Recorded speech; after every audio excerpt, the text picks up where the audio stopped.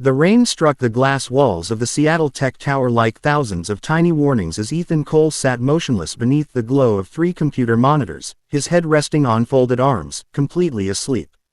Outside, the city shimmered with cold lights reflected across wet streets, but inside the 27th floor office, silence wrapped around him like a blanket woven from exhaustion and sacrifice.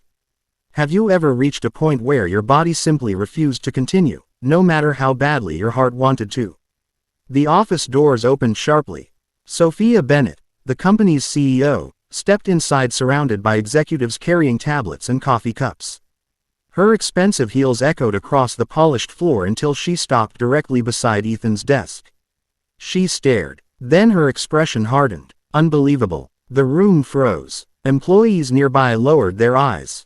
Sophia crossed her arms. Sleeping during work hours. No response. Ethan didn't move. She slammed her hand against the desk. His body jerked awake. The sudden movement knocked a notebook onto the floor. For a moment, confusion filled his tired eyes. Then reality returned. Sophia, he whispered. The CEO wasn't interested in explanations. This company pays you nearly $400,000 a year. Everyone watched. You were hired because people called you a genius.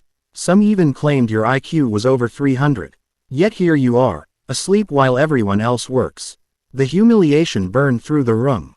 Have you ever felt judged before you were even allowed to speak? Ethan slowly stood. Dark circles framed his eyes. His hands trembled. He looked less like a genius and more like a man barely holding himself together. I can explain. Sophia shook her head. No, I'm tired of excuses. The words hit harder than she intended. Around them, dozens of employees pretended to focus on screens while secretly listening.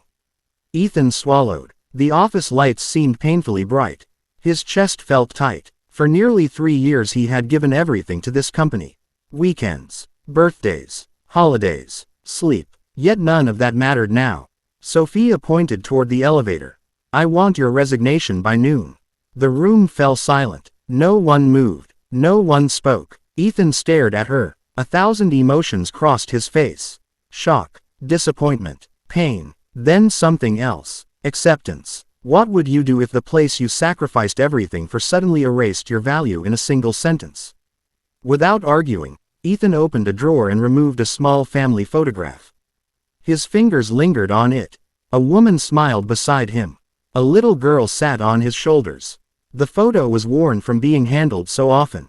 Sophia noticed the picture but said nothing. Ethan slipped it into his pocket. Then he quietly nodded. If that's what you want. His voice barely rose above a whisper. The CEO turned away. Meeting over. Decision made. But as Ethan walked toward the elevator, no one noticed the unopened energy drinks beside his keyboard. No one noticed the dozens of security alerts flashing across hidden screens. And no one noticed the emergency messages arriving every few seconds from servers around the world. Most importantly, no one knew where Ethan had been for the last 48 hours. Or what disaster he had been fighting completely alone. The elevator doors opened. Ethan stepped inside. As the doors slowly closed, he looked back at the office one final time.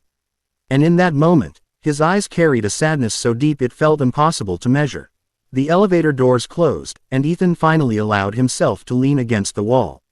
His legs felt weak, his vision blurred. For 48 hours he had lived on caffeine, determination, and fear. Fear that if he stopped for even a moment, millions of people could lose their private information to one of the most sophisticated cybercriminal groups the company had ever faced. Have you ever carried a burden so heavy that nobody around you could even see it? His phone vibrated. Another security alert. Then another. Then 5 more. Ethan stared at the screen. The attack was still happening. The company just didn't know it yet. Outside, storm clouds rolled across the Seattle skyline. Inside the boardroom, Sophia began her executive meeting. 10 minutes later, a frightened IT manager burst through the doors.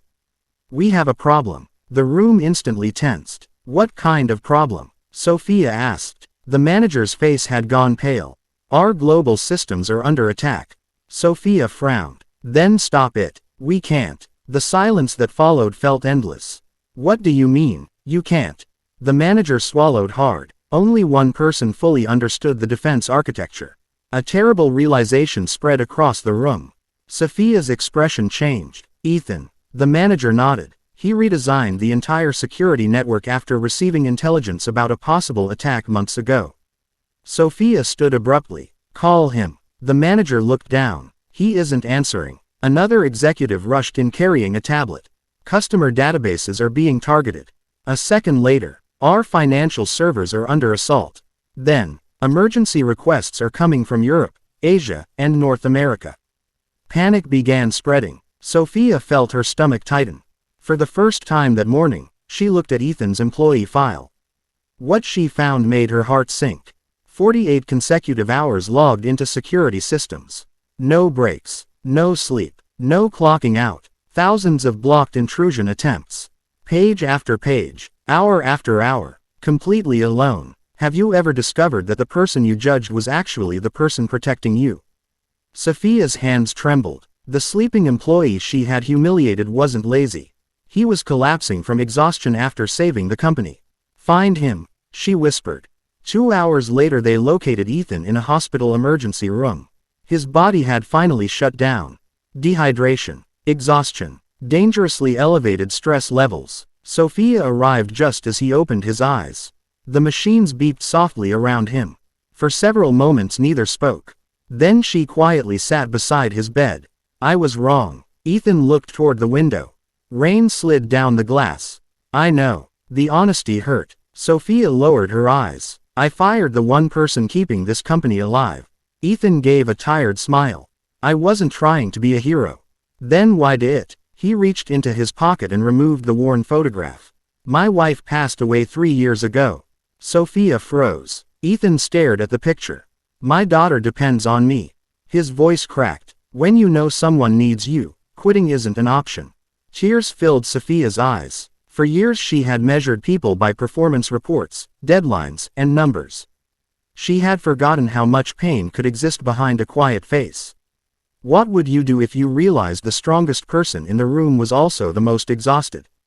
Weeks later, the company held a global meeting. Thousands watched online. Sophia stepped onto the stage. Then she invited Ethan beside her.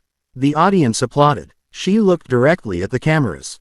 Today I learned a lesson no business school ever taught me. The room fell silent. She turned toward Ethan. Never judge someone's struggle when you don't know their story. Ethan looked out at the crowd. For the first time in years, he felt seen. Not as a genius, not as an employee, but as a human being. And sometimes, that recognition becomes more valuable than any promotion, salary, or title, because the greatest strength is not intelligence. It is the courage to keep going when nobody notices your sacrifice, and the wisdom to see the hidden battles others fight every day.